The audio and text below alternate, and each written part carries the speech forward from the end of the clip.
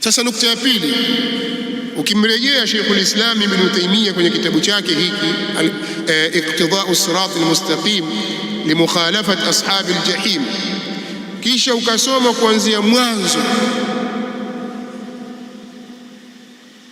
mwanzo wa fasl ya pili.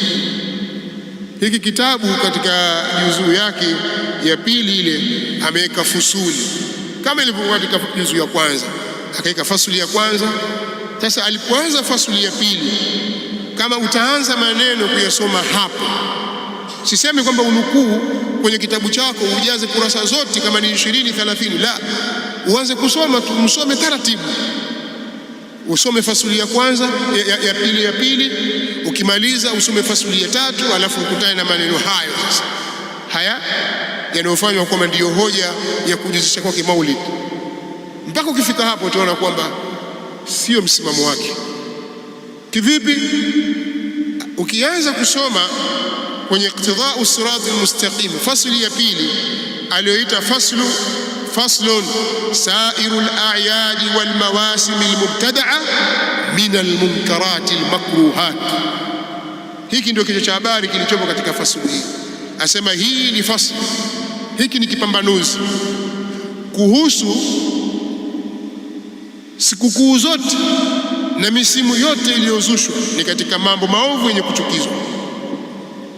Kichwa cha habari kinasema hivi: sikukuu zote na misimu yote iliyozushwa ni katika mambo maovu. Haya utayapata kwenye juzuu ya pili kuanzia ukurasa wa 82 mpaka 126, chapa ya 6 ya Daru al-Asima ya mwaka 1419 hijiria, sawa na mwaka 1998 miladia, iliyohakikiwa na Sheikh Nasir ibn Abdul Karim al-Aqli. Kwenye chapa hii ni kwenye ukurasa huo niliotaja. Hii ni chapa iliyohakikiwa na Dr. Nasir Abdul Karim al-Aqli.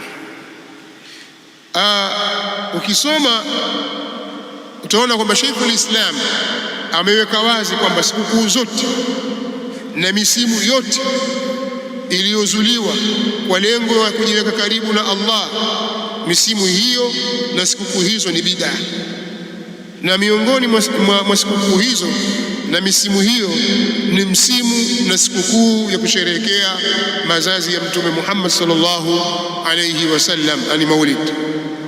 Shekhe akabainisha kwamba katika fasli hiyo yoyote atakayezusha ima kwa kauli yake au kwa vitendo vyake, atakayezusha jambo la kujikurubisha kwa Allah jalla wa ala, atakuja karibu na Allah subhanahu wa ta'ala, lakini ni kinyume na utaratibu wa kisheria, huyo atakuwa amezusha sheria mpya katika dini ya Allah subhanahu wa ta'ala. Lakini katika sehemu hiyo hiyo akasema tena, akaelezea kwamba uzushi huo inawezekana kwamba aliyeuzusha ni mtu mujtahid. Kama ni mujtahidi na amefanya hivyo kwa ijtihadi katika masala yanayokubali ijtihadi ndani yake, mtu huyo akipatia atalipwa mara mbili, yani ujira mara mbili, na akikosea atastahiki kulipwa ujira mara moja mbele ya Allah subhanahu wa ta'ala, ujira wa ijtihadi yake. Kwa sababu ya ijtihadi yake atalipwa ujira huo. Na pia akabainisha wazi kwamba haitafaa kumfuata kwenye makosa yake hayo. Nitanukuu baadhi ya maneno yake, mtayasoma kutoka kwenye kitabu hiki Iqtida'u Sirat al-Mustaqim, isiwe kwamba naeleza tu maneno matupu. Anasema Sheikhul Islam Ibn Taymiyyah rahimahullahu ta'ala,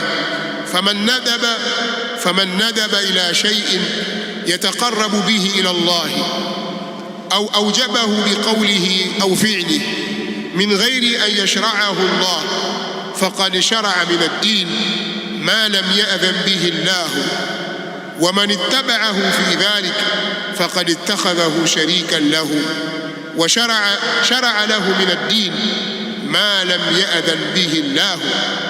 Na yoyote atakayelifanya kuwa ni sunna jambo lolote ambalo anataka kujikurubisha nalo kwa Allah au akalifanya kuwa ni wajibu kwa kauli yake au kwa kitendo chake, basi na kuwa Allah ndiye aliyeliweka, basi huyo atakuwa ameweka katika dini jambo ambalo Allah hakuliruhusu.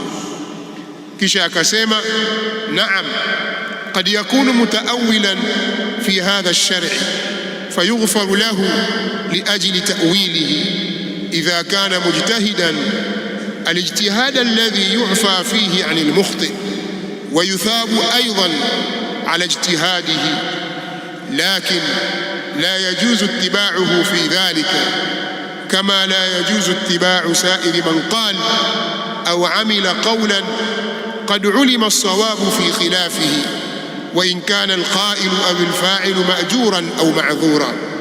Naam, yani hivyo ndivyo, lakini inawezekana akawa mwenye kufanya hilo amefanya kwa ta'wili katika sheria, ni mwenye kufanya ta'wili katika sheria, basi atasamehewa kwa sababu ya jitihada yake, kama akiwa yeye ni mujtahid, tena ijtihadi ambayo husamehewa mwenye kukosea, na atapewa thawabu vile vile kwa jitihada yake, lakini haitofaa kumfuata katika jambo hilo. Iqtidau sirat almustaqim, kwenye juzuu ya pili ukurasa wa 84. Haya ni maneno ambayo ameyaeleza Sheikhul Islam Ibn Taymiyyah. Maneno haya pengine watu wengi wasiyaelewe. Nakuwaje mtu afanye jambo la makosa alafu aambiwe kwamba atapata ujira? Katika sheria ya Kiislamu imeweka msingi huo. Ukisoma vitabu vya usulul fiqhi utaona sheria imefungua mlango kwa mtu anaitwa mujtahid, kwa sababu watu wamegawanyika katika huu ulimwengu katika mambo ya kielimu. Wako waliofikia daraja wakaitwa ni mujtahidun, na wapo wanaitwa almuqallidun. Sasa mujtahid katika sheria ni kama vile alivyoelezwa na wanawazuoni wa usuli.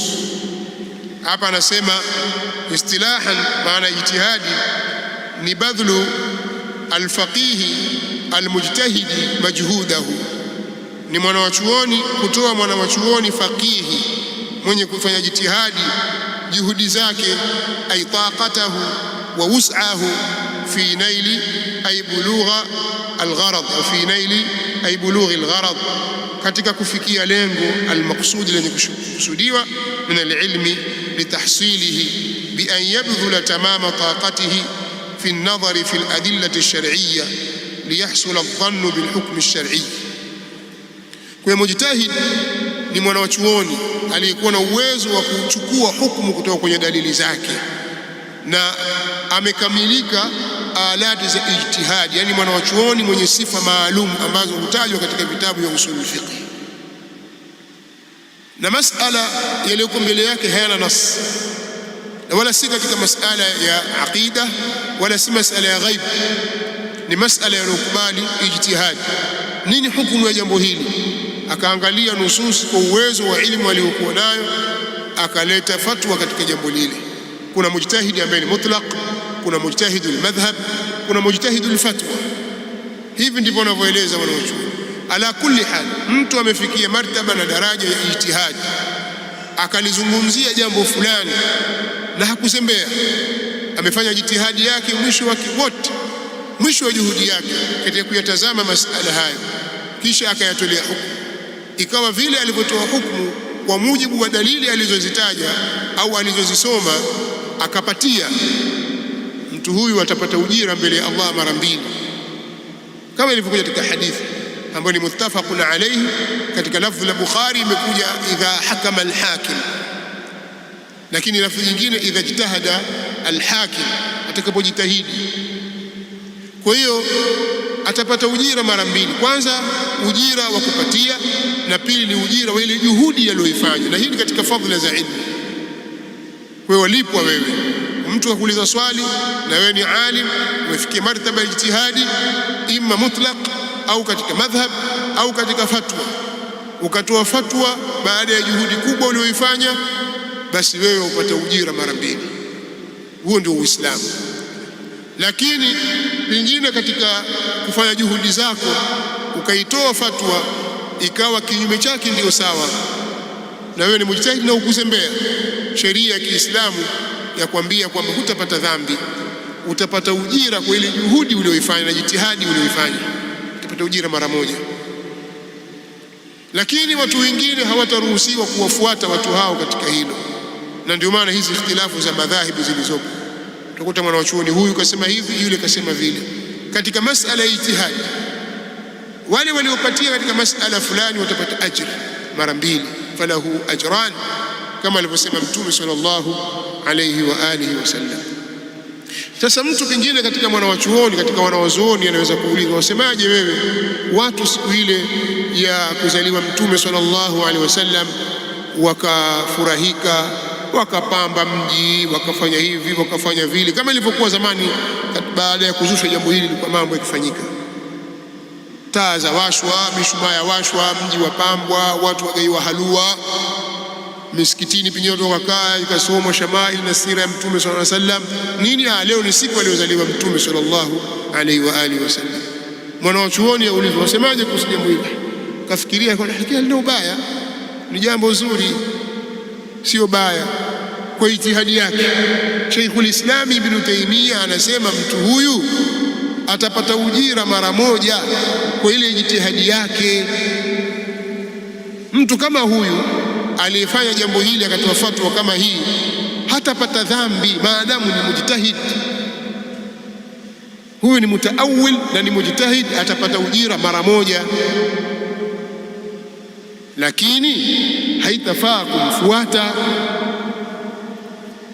kwa sababu yale maneno yanayosemwa na baadhi ya watu kwamba kullu mujtahidin musib ni maneno ya makosa. Hata katika Lataiful Isharat, katika sharhi ya Nadhm al-Waraqat, ametaja kwamba kauli hii ni kauli ya makosa, kauli ya jumhur ndio kauli ya sawa.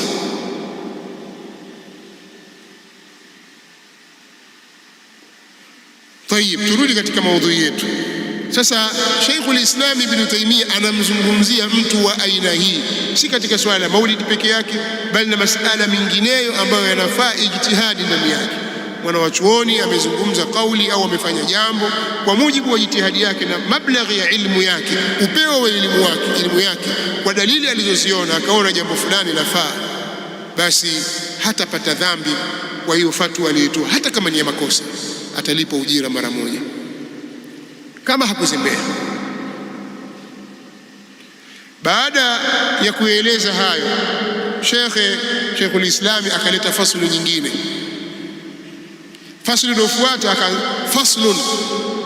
faslu ma uhditha min al-a'yadi az-zamaniyati wal-makaniyya. Hii ni faslu kuhusu sikukuu zilizozushwa, sikukuu za kiwakati na za kimahali, yani zile ambazo zingatiwa kwa sababu ya wakati fulani au mahali fulani. Akazielezea na uzushi wake, akataja ya kwanza, akasema ni bid'u awwal khamis min Rajab, ni sikukuu ya Alhamisi ya kwanza ya mwezi wa Rajab. Akaeleza maelezo aliyojaliwa, aliyofikishwa na Allah kwamba juu ya kwamba sikukuu ya kusherehekea Alhamisi ya kwanza ya mwezi wa Rajab ni bid'a kwa sababu kadha kadha, akaeleza pale. Baada ya hilo akafuatishia kutaja bid'a Eid Khum, bid'a ya sikukuu ya Ghadir Khum, ambayo Ar-Rafidha ikifika tarehe 18 ya mwezi wa mfungo tatu wanasherehekea, wanasema ndio siku aliyotawazwa Ali bin Abi Talib na kupewa bai'a Ali bin Abi Talib radhiyallahu anhu juu ya ukhalifa. Akaielezea pia bid'a hii kwamba jambo hili kwamba ni katika mambo ya kibid'a. Jambo la tatu alilolitaja ni bid'atu Eid al-Maulid, ni bid'a ya sikukuu ya maulidi ya Mtume sallallahu alaihi wasallam, bid'atu Eid maulidi nabii sallallahu alaihi wasallam. Katika chini ya maneno ya kichwa cha habari hiki akasema maneno haya yafuatayo ambayo tutakiwa tuyategee sikio. Laiti kama Sheikh Muhammad bin Abi Bakr angelikuwa amekisoma kitabu Iqtidau Sirat Almustaqim, alikuwa nacho akayasoma maneno ya Sheikh al-Islam Ibn Taymiyyah, angekutana na maneno haya kabla hajakutana na maneno ya Ta'dhimul Maulid. Sasa sijajua kwamba angekutana nayo angekuwa na msimamo upi, lakini tuyasikilize kwa makini kabisa, kwa sababu tuna maswali ya msingi hapa ya kujiuliza. Sheikh al-Islam Ibn Taymiyyah rahimahullahu ta'ala anasema maneno haya, wakadhalika ma yuhdithuhu ba'dhu an-nas imma mudahatan lin-nasara fi milad Isa alayhi salam wa imma mahabbatan lin-nabiy sallallahu alayhi wasallam wa ta'dhiman lahu. Anasema kadhalika, yani hukumu ni kama hivyo ya yale wanaoyazusha baadhi ya watu, yanayozushwa na baadhi ya watu, imma ni kwa sababu ya kujifananisha na Wakristo katika kuadhimisha mazazi ya Isa alayhi salam, na imma ni kwa sababu ya kumpenda Mtume sallallahu alayhi wasallam. Kuna baadhi ya watu wanazusha mambo imma kwa sababu ya kutaka kujifananisha na Manasara, kwamba mbona wenzetu wamsherehekea mtume wao, ikifika tarehe 25 mwezi 12 wanasema ni Christmas, kuzaliwa kwa Yesu, wanasherehe katika hilo, wanafanya hafla kubwa. Kwa nini sisi tusisherehekee mazazi ya mtume wetu?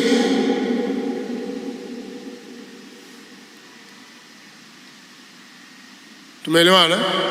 Imma ni kwa sababu hiyo, na imma ni kwa sababu ya kumpenda Mtume sallallahu alaihi wasallam na kumwadhimisha yeye. Imma atakuwa wamewaiga Manasara katika kuadhimisha mazazi ya Isa, au watakuwa wamefanya hivyo kwa ajili ya mapenzi tu ya Mtume sallallahu alaihi wasallam na kumwadhimisha yeye.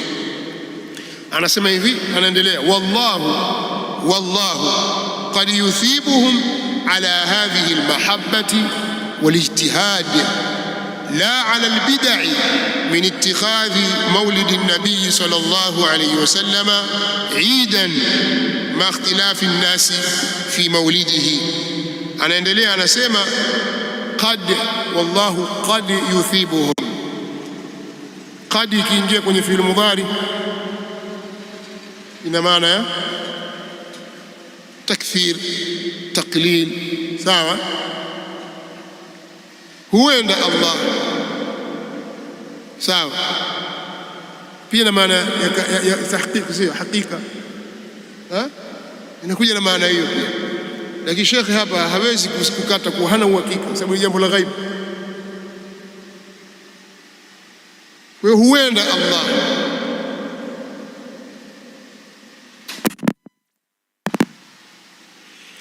huenda Allah akawalipa, akawapa thawabu kwa sababu ya mapenzi yao haya na jitihadi yao, lakini akasema na sio kwa sababu ya uzushi wa kuyafanya maulidi ya Mtume sallallahu alaihi wasallam kuwa ni Eid. Hawatalipwa kwa sababu ya uzushi wa kuyafanya mazazi ya Mtume sallallahu alaihi wasallam kuwa ni Eid. Kisha akaendelea, pamoja na ikhtilafu ya watu wanaozuoni katika siku ya kuzaliwa kwake, kwa sababu kuna ikhtilafu Mtume sallallahu alaihi wasallam akazaliwa tarehe ngapi, pia kuna ikhtilafu Mtume sallallahu alaihi wasallam akazaliwa mwezi wa ngapi. Lakini akaendelea akasema, fa inna hadha lam yaf'alhu as-salafu ma'a qiyam al-muqtadi lahu wa 'adam al-mani' minhu ولو كان هذا خيرا محضا أو راجحا لكان السلف رضي الله عنهم أحق به منا، فإنهم كانوا أشد محبة برسول الله صلى الله عليه وسلم وتعظيما له منا، وهم على الخير أحرص منا. انتهى كلامه. Sikilizeni kwa makini, anasema na lau kama ungekuwa yani uzushi huo ni kheri tupu, yani kheri iliyotakasika, au ni kheri yenye nguvu, kwa maana dalili zake zimekuja kuonyesha kwamba jambo hili lina nguvu, kheri yake ina nguvu, basi waliotangulia, yani masahaba, tabi'in, atba'u tabi'in, wangekuwa wana haki zaidi ya kuufanya uzushi huo kuliko sisi. kwa sababu wao wanampenda zaidi Mtume sallallahu alaihi wasallam kuliko sisi, na wao wanapupa zaidi kwenye kheri zaidi, wanapupa zaidi kwenye kheri kuliko sisi. Mwisho wa kunukuu maneno yake. Lakini Ibn Taymiyyah huyu ukienda katika vitabu vyake vingine kama Al-Fatawa Al-Kubra na sehemu nyingine, ana maneno mfano wa haya. Anasema, nitamnukuu hapa, nimetoka kidogo kwenye Iqtida Sirat Al-Mustaqim, afu nitarudi kutilia nguvu kuonyesha kwamba maneno ya Ibn Taymiyyah hana ishara yoyote ya kujuzisha maulid. Anazungumza kitu kingine mbali, lakini jamaa hawa hawakumuelewa. Katika maneno aliyozungumza anasema, wa amma ittikhadhu mawsimin ghayra almawasim alshar'iyya au ghayri almawasim alshar'iyya, ama kuifanya misimu isiyokuwa misimu ya kisheria, ka baadhi layali shahri rabi'in alawwal, kama vile baadhi ya siku za mwezi wa mfunguo sita, yuqalu innaha lailatul maulid, ambazo huitwa au husema kuwa ni siku za maulid na mazazi ya Mtume sallallahu alaihi wasallam. Asema, fa min albid'i lam yastahsinha as-salaf wa lam yaf'aluha, hayo ni katika mambo ya bid'a ambayo as-salafu hawakuyaona kuwa ni mazuri wala hawakuyafanya. Haya, kwa hiyo al-Imamu Sheikhul Islam Ibn Taymiyyah ukiangalia kwa kina kidogo, utaona katika usulubu wake huu ambao ni jambo liligusia mwanzo, kumbe katika usulubu wake yeye anapozungumza anafanya kitu kinachoitwa at-ta'sil. Anaujenga msingi imara, anaweka msingi madhubuti, anaukita msingi ule, kisha akishaukita msingi ule anaujengea juu yake hoja na kuupa nguvu kwa kutaja mifano, kwa kutaja bidhikri al-ashbahi wal-nadhair, mambo yenye kufanana na jambo hilo, anapiga mifano, bali wakati mwingine ananukuu kauli za wenye kuupinga msingi huo na anawajibu.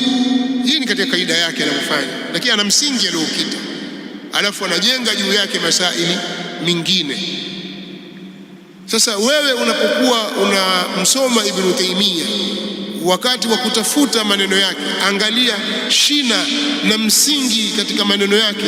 Amejenga msingi kwenye lipi? Ataka kusema nini Ibn Taymiyyah? Usichukue ile maneno ya juu anayozungumza ukayafanya kwamba ndio hujja. Kuna hatari kubwa sana ya wewe kuteleza katika hilo, kwa sababu pingine alichokifanya ni kutaja kauli ya khasm. Kuna mahasimu wake ametaja kauli zao, anawajibu kwa mujibu wa lugha zao. Wewe angalia msingi wake ameujenga kwenye nini? Kwa hiyo fatasilu huna anna al-insana idha ijtahada wa huwa ahlu lilijtihad fa akhta fi ijtihadihi fallahu qad yuthibuhu ala ijtihadihi hadha wa hadha huwa al-asl al-ma'khudh min mishkati wa hadha al-asl ma'khudh min mishkati an-nubuwwa. Hapa taasili aliyoifanya ni kwamba kumbe mujtahid atakapojitahidi na hali ya kuwa yeye ni katika wenye kustahili kufanya ijtihad katika masala ambayo anastahili ijtihad, akijitahidi akakosea, Allah subhanahu wa ta'ala hatamwacha bure, atampa thawabu kwa ijtihadi yake. Na maneno haya hakuyasema kwa hawa, yamechotwa kutoka kwenye nuru na mishkati ya maneno ya Mtume sallallahu alayhi wa alihi wasallam. Kisha shekhe akafanya istitrad, nao ni kutaja mifano, na mifano ya jambo hilo ni mfano anapojitahidi mwana wa chuoni ijtihadi ambayo inaruhusiwa, akateleza akaingia katika bid'a kama vile bid'a ya ihtifali bil maulid, basi mtu huyu alifanya ijtihadi atapata ajiri mara moja insha Allahu taala, na wala hatapata dhambi au wala hatapata ujira kwa ile bid'a aliyoiunga mkono, atalipwa kwa ile ijtihadi yake. Na hii ni kutokana na samaha ya dini yetu ya Kiislamu iliyokuwa tukufu. Kwa hiyo mukhtasari wa maneno haya ambayo sisi tumeyasoma hapa, naweza kufanya ikhtisari kupitia maneno ya Sheikhul Islam Ibn Taymiyyah kwa kusema Sheikhul Islam Ibn Taymiyyah yeye anaona kwamba kuweka misimu ya sherehe za kidini ambazo hazikuwekwa na sheria kama vile misimu ya Maulid, yani mazazi ya Mtume sallallahu alaihi wasallam, au mazazi baadhi ya masahaba kama walivyofanya wale walioanzisha Maulid, walianzisha Maulid ya Mtume sallallahu alaihi wasallam na Maulid ya Fatima na Maulid ya Ali na Maulid ya maimamu. Lakini kabla ya kufika huko walianzisha Maulid kama 6 hivi. Moja katika hayo yani Maulid ya Mtume sallallahu alaihi wasallam na Maulid ya wanaoita Ahlul Kisa. Alafu kuna Maulid ya Al-Hakim, yule mtawala mwenyewe. Sasa hivi jambo limekwenda mbali zaidi. Maulidi yamekuwa mpaka ya waliokufa. Tambua hauli ya mtu fulani amekufa mwezi ngapi vile, alifariki mwezi 7 Shaaban, Maulid. Sio Maulid yani ni siku aliyokufa mtu fulani, lakini Maulid siku ya kuanzishwa chuo fulani, Maulid. Lakini asili alianzia huko. Sasa Sheikhul Islam anasema kuanzisha mifumo kama ina misimu kama hiyo ni jambo la uzushi katika dini. Jambo la pili, kutokana kwenye mukhtasari wa maneno yake, kukusanyika kwa ajili ya sherehe kama hizo ikiwemo Maulid ni bid'a, kwa sababu waliotangulia hawakulifanya hilo. Sheikhul Islam bin Taymiyyah anasema hivyo, kwa sababu waliotangulia hawakulifanya hilo. Kadhalika anasema hayo mambo ya kusherehekea mazazi na kuweka sherehe nyinginezo ambazo hazikuwekwa katika sheria ya dini si katika kheri, kwa sababu lau yangelikuwa mambo ya sherehe za Maulid ni katika kheri, basi masahaba, tabi'in na wengine waliokuja baada yao wangetutangulia katika kheri hiyo, kina Imamu Shafi'i, kina Malik, Abu Hanifa na wengineo wangetutangulia sisi kwenye kheri hiyo. Lakini katika maneno yake pia vile vile, ambayo mukhtasari wa maneno yake na faida tuliyoipata, pamoja na kuwa mambo haya hayana kheri, lakini huenda Allah subhanahu wa ta'ala akawapa thawabu baadhi ya wenye kuyafanya hayo. Hii baadhi ambayo ni maulama mujtahidun, kwa sababu ya jitihadi yao, kwa sababu mwanachuoni wote alifikia daraja ya jitihadi na akafanya jitihadi na hakuzembea katika hilo, katika masala ambayo anakubali jitihadi, akakosea basi atalipwa ujira mara moja. Sasa naona wakati umekwenda na maswali ya msingi ya kuuliza. Sasa hikma ni kuyaakhirisha au ni kumalizia? Kumalizia? Nitauliza maswali machache. Baada ya kuwekea wazi maneno ya Sheikhul Islam Ibn Taymiyyah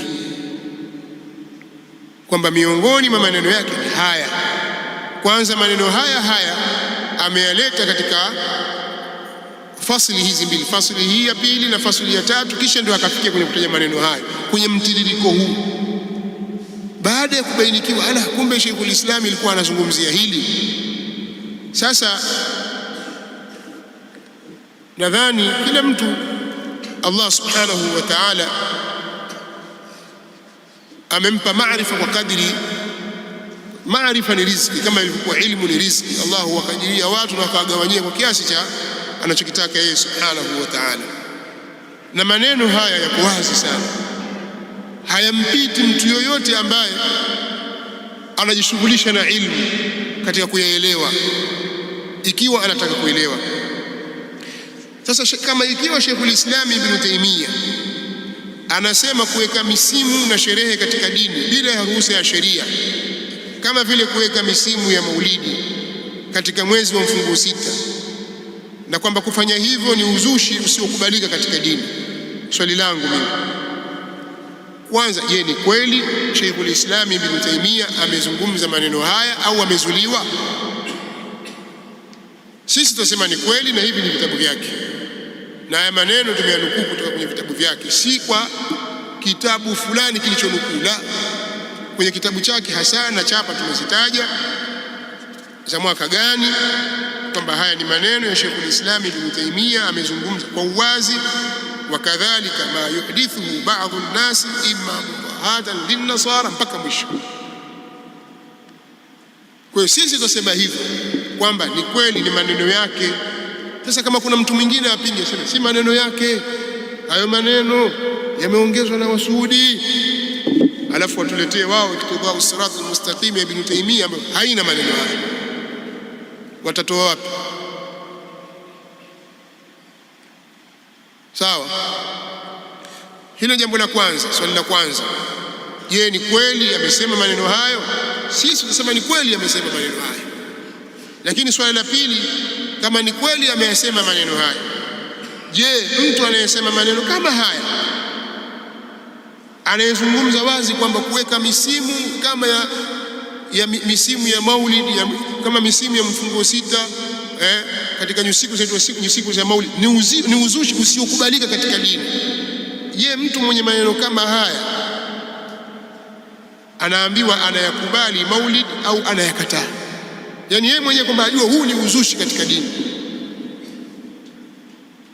na anajenga msingi. Na hapo nyuma kwenye fasili iliyopita amezungumzia msingi madhubuti kabisa wa kwamba bid'a zote ni dhalala katika dini. Sasa ajua kwamba hii ni bid'a, tena ni dhalala na haikubaliki, alafu hapo asema naikubali. Ni kweli au atakututhibitishia kwamba kuna tanakudhi katika maneno ya Ibn Taymiyyah? Au kwa lugha nyingine anaweza kusema, je, mtu anayetetea maulidi anaweza kusema hivyo? Sheikhul Islam Ibn Taymiyyah yeye anaona kwamba kukusanyika kwa ajili ya maulidi ni bid'a kwa sababu waliotangulia hawakulifanya hilo. Nukuu nimeitaja, maneno nimeyataja mahali yalipo. Swali letu, ni kweli amesema hivyo?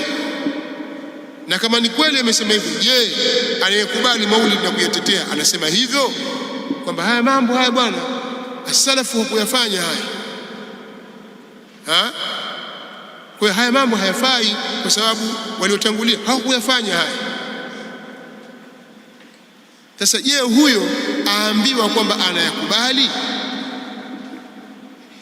Na swali jingine hapo hapo katika nukta hiyo, je, hiyo ni hoja inayotosheleza katika kupinga bid'a bil umum na kuyapinga maulid bil khusus kwa kusema tu kwamba jambo hilo halikufanywa na waliotangulia? Maana katika watu wanaozungumza kwamba kuona kwamba jambo fulani litakuwa ni baya, halifai kwa kuwa halikufanywa na waliotangulia, mmoja wapo ni Ibn Taymiyyah, na maneno haya kayakariri kwenye kitabu hiki kabla ya kufikia kueleza hiyo fata'dhibu al-maulid. Sasa je, hii ni hoja ya msingi? Ibn Taymiyyah anaona kwamba sherehe za maulidi hazina kheri yoyote, na lau kama kusherehekea maulidi kumekuwa na kheri, basi maswahaba na tabiina wangetutangulia katika kheri hiyo. Je, ni kweli amesema maneno hayo? Na kama amesema maneno hayo, je, mtetezi anatetea maulidi anaweza kusema hivyo? Na je, hiyo ni hoja ya msingi? Pamoja na kuwa mambo haya yana kheri na huenda lakini Allah huenda akawapa thawabu wenye kukosea katika hili, katika wanawazuoni akawalipa thawabu katika hilo kwa sababu ya ijtihadi zao. Nataka kuuliza swali tu hapa, je, huo ni msingi sahihi katika dini au ni mambo ambayo ameyatunga Sheikhul Islam Ibn Taymiyyah? Na je, hukumu ya mtu mujitahidi kuwa atapata ujira kwa kosa alilolifanya katika masala ya jitihadi, je, huo ni ushahidi wa kufaa kulifanya kosa hilo? Yaani sisi tutajua kwamba sheria imefungua mlango huo katika masala ya jitihadi na ikawapa nafuu mujtahidun kwamba watakapofanya jitihadi katika masala fulani ambayo yanafaa jitihadi ndani yake wakakosea watapata ujira mara moja. Je, hili ndio linaonyesha ya kwamba mujtahidi atakapojitahidi akikosea ni ushahidi wa kwamba amejuzisha jambo hilo na nafaa kufanywa? ili liwe hili alilozungumza Sheikhul Islam Ibn Taymiyyah ni ushahidi wa kufaa kufanywa maulidi. Hakuna kitabu hata kimoja cha dini kinachozungumza jambo hilo, hakuna. Je, itafaa katika sheria ya Kiislamu kumfuata mujtahidi huyo kwenye kosa lake hilo? Na ukisoma maneno ya Sheikhul Islam Ibn Taymiyyah hayo fa ta'dhimul maulid, utaona kuna kipengele chasema qad yaf'aluhu ba'dhu an-nas, huenda wakayafanya baadhi ya watu. Swali, kwa nini iwe ni baadhi ya watu? Hao baadhi ni kina nani? Na kwa nini wasio watu wote wanaosoma maulid?